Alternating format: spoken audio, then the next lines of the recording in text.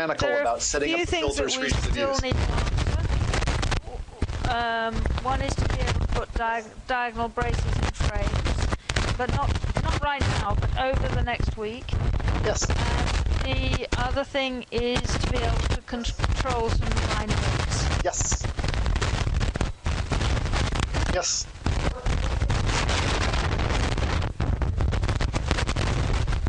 Sure, let's go ahead and take a look at that. That'd be a good point to sort of finish up with tonight. So let's go ahead and talk about that, because there's sort of a good general principle about how you get these drawings from being these kind of ugly line weights and kind of generic things that Revit does to you, and really kind of own those and make them a little bit more the way you like them.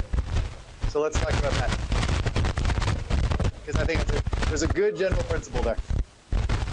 In fact, if I go ahead, let me switch over to some of your views. Here's a view where we have all those grid lines, and really, you know, in this view, the grid is almost sort of overwhelming our design a little bit. So, very nice job in terms of putting in the rooms and putting the color fill on there, so the rooms actually look pretty good. But if we want to go ahead and just sort of knock down those grid lines a little bit so they're not quite so prominent, and really get a little more control, let's think about what we can do. Okay. And the key to this is really just going to be two pieces where we can sort of play around. One is in the visibility graphics, and the other is, just line styles. But the two things kind of work together. So here's an issue. Here's this whole issue of this is the grid line right now, and the grid line, it's kind of big and, relatively ugly in terms of what's going on. Let me even go ahead and, I got thin line weights and regular line weights. Okay, they're still just pretty big in terms of what's going on here. So let's talk about how we control that. The grids are controlled, or one of the things we can control on a view-by-view basis is really just how the grids render themselves. In fact, grids even sort of have their own properties. Let me kind of see, look there. They do have kind of a color, they have an overall thing. For example, we can just change the type of all our grids to a different color, and they would then show up as a different sort of color in all the different views. This will change them throughout the project. For example, okay, so let me continue to show what I did. I just sort of chose the grid, and I'll edit its type, and one of the choices is really just the weight, and the other is the color. So I can choose that color, and if I just even bring them down to a lighter gray, something like that. It's a little too light. Actually, what I tend to do, I actually sort of make mine on my own working drawings. I make them kind of this pale blue color. Maybe it's a little too pale.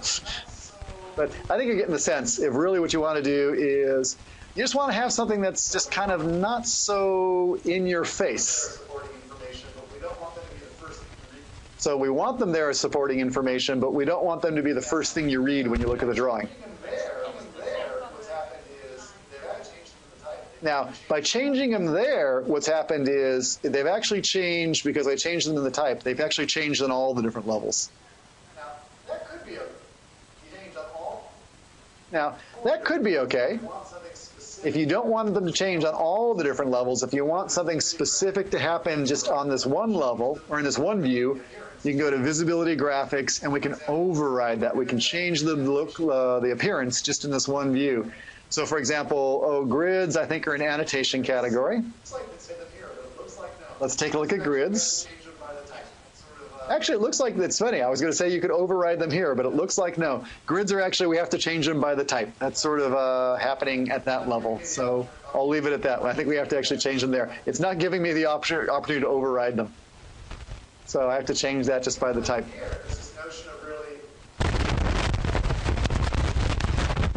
Even within here, there's this notion of really, what does the head look like? And we can go ahead and change those things too, and we can customize that. For example, if I wanted to have something that didn't have that big round bubble, what I can do is edit this. It looks like it's called the grid head circle. Let me try a grid head no bubble. And that might be a little bit better looking. I think some of you have already done something like that where you turn them off. I'm not sure why that one's different. Oh, I think it's because I changed the type. Okay, so you can go through and like just make them a little less prominent if you want to. Now this same principle about what we did, just kind of make the grids less prominent, you could really use to go ahead and make things like your walls more prominent. Or really anything you want to illustrate. So for example, over here, we got these line weights around all of the different walls, and depending upon how you feel about those line weights, if you want them to read heavier or lighter, we can go ahead and control that. So let's kind of show you how you do that. And that's, again, sort of this visibility graphics issue. We'll take visibility graphics, and in this view, we can go down to walls, and you'll see there's a couple of things where we can override the walls. There's sort of a cut pattern and a projected pattern, and the difference is cut pattern is different walls where we've cut through. So we always cut through typically at 4 feet above the floor plane. So most of these walls are cut, as opposed to projected walls. That'd be ones where we're looking above, like half walls, things like that. But if I want to change that appearance, I can go through and say, for the walls, let's look at the line pattern of the cut. And let me go ahead and I can either sort of change the weight, make them much heavier if I want to, or I can even give them a different color if I want to, if you want to have some sort of specific style you're trying to achieve. Okay, a little bit heavy there. So let me back those off.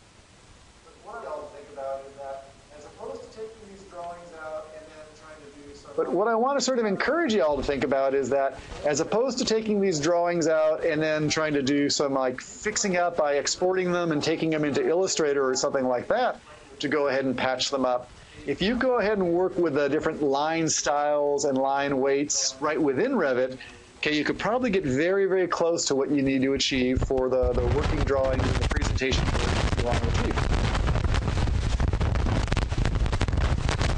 So we can do something like this. This is, we did it for the first floor plan. If you like something like this, if you like this kind of appearance, like this is what I've done to sort of, yes, go on. Oh, very good.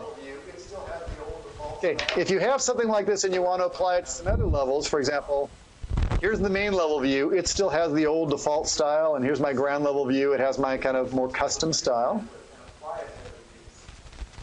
What you can do is you can save this group of settings as what's called a view template and apply it to other views. So what I can do is under view templates say, let's create a template from the current view. That'll grab, GLK, kind of architectural plan highlights. I can basically choose which of the different elements that I like about that drawing that I want to copy to some other things. So I'm going to grab those visibility graphics.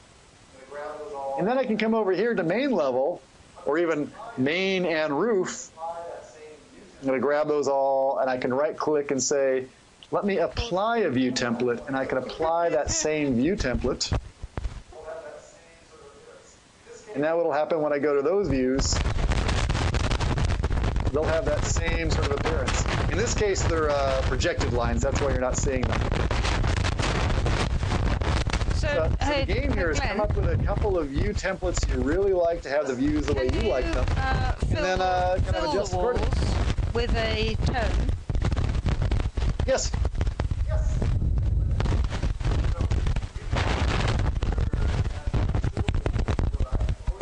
Yes, let's go ahead and look at that. So we could do that either as a visibility graphic override, or we could do that even at a coarse scale. There's actually sort of two ways. Let me kind of show you those both. At a coarse scale, you have the option of, for every wall, we don't think about it very much, but there's this thing about the coarse scale fill pattern. So that could be, at a coarse level, if I really don't want to see all the detail of the wall, let me just go ahead and choose like a 50% crosshatch or something like that. Okay, and this would apply to sort of a coarse scale drawing. So it's coarse right now. Actually, it's interesting. It's not showing you very much because at this scale, you're not seeing very much. But let me kind of do it a different way for you that'll be even better. Okay, if you wanted to have it control just throughout, everywhere, in all the different views. Visibility graphics, again, will let us do that. And for the walls, let's choose the wall. There's the issue of really, it's the pattern of the wall. So I can choose that the pattern should be, and again, for example, I can make it solid if I want to see it that way. I can make it a color, kind of a deep gray color or something like that. Whatever stylistic sort of effect you want. And you kind of fill that all in and kind of have it, you know, give the appearance you like. Yeah. Similarly, like in this drawing here, see that piece of like that stove? You know, that stove probably looks far too prominent for what I want you to sort of think about the house, even like all the detailing on the toilet here. That's a little more detailing that I really need to see. So I can go visibility graphics and even take that toilet, for example, it's a plumbing fixture. And maybe I'll half-tone it. That'll just sort of turn it down an awful lot. Maybe the electrical equipment, I'll half-tone that down too. And let's make it a little less prominent, because really, as you're presenting your drawings, you really want to make sure that, you know, the things that you really care about are being emphasized, and the things that are really more subordinate details are just a little less prominent in the view. We've got a question here. Does that kind of make sense? Okay, I got one more trick for you. In our sure, what you got? House, in our plan views, the floor is transparent, and so you can see the floor like pattern in plan from the floor below, and it makes it really cluttered. Is there a way to like make the floors not transparent in plan view?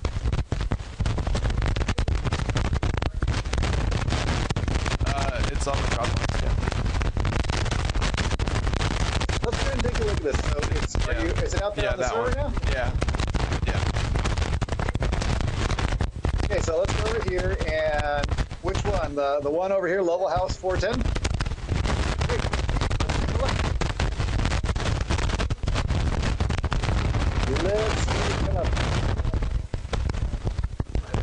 And steer me towards... like if you go to the second floor under go ahead and like steer me towards where we need to be thinking. And then if you zoom in towards the like top, yeah, a little bit more. Yep. Yeah, up there in the top right, you, farther over to the right. You see how it's starting to, it's like the floorboards on the floor below are oriented the opposite direction, and so instead of, and you can like see through it. Yeah, and and also, is there a way to change those floorboards? Because the one floor is oriented the wrong way. Figure out why that is. I don't know how to tell it. See if I can kind of get these. Draw it the other way. That is.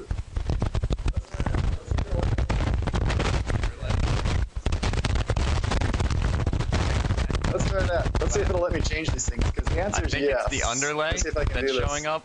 Yeah. If you just click the general view. I'm just trying to see if I can. It has an underlay of the second main floor. Yes. Cool. That's good. Thank you. That's good. So for the view. Okay. So cool. That's good. Thank you. Let's go ahead and take a look. So for the view. Okay. So let me find the underlay. There it is. Okay. So if I turn that off.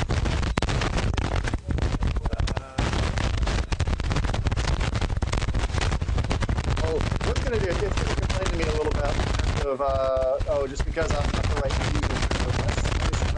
Even sort of get this to do what it needs to. Good general principle here.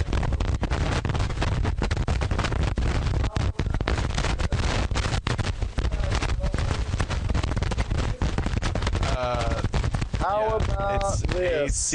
For you guys on mobile, do you remember what your username is? AUL.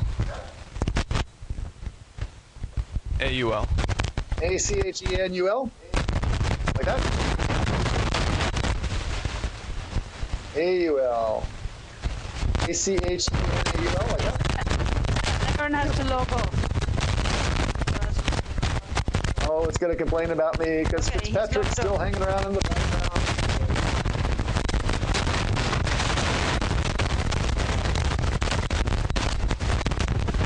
Oh, my beautiful fancy work.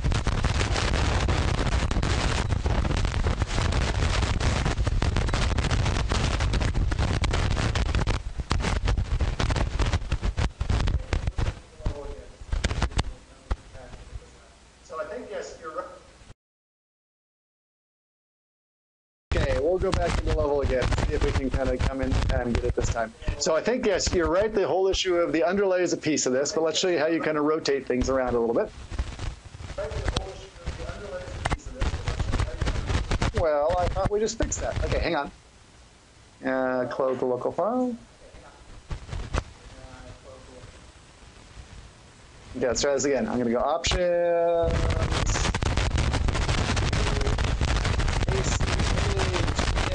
MUL. Like that. Say OK to that, and we'll go to the level now.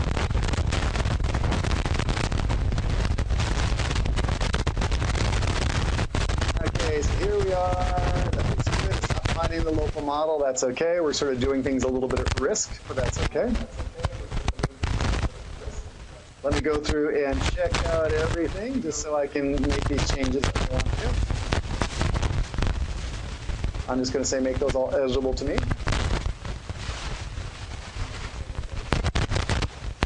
Okay, we'll go to, is it second floor? Or is it main floor? I don't remember. There we go. So one issue was the whole issue of like the underlay. So that was this issue here of, can we make that underlay none?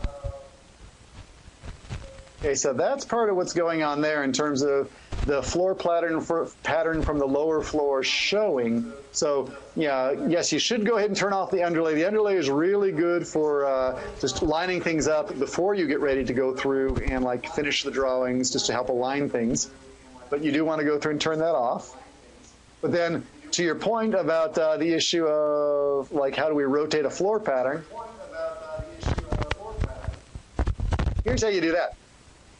So like on this lower floor, is it the lower floor you want to rotate around the other way or the upper floor? Or it doesn't matter. Let me show you either way. For the lower floor, what I'll do is I'll do some tabbing. I can figure out I'll grab the lower floor. What I'm going to do is I'm going to tab over the lower floor, and I'm going to actually try to grab one of the floor pattern lines. And then once I got that, I can do a rotate. I'm going to rotate it 90 degrees. Okay, and that'll switch the floor pattern line. So even the pattern direction is like just a property of the floor, so we can rotate it around that way. Does that make sense? Thank you, that's great.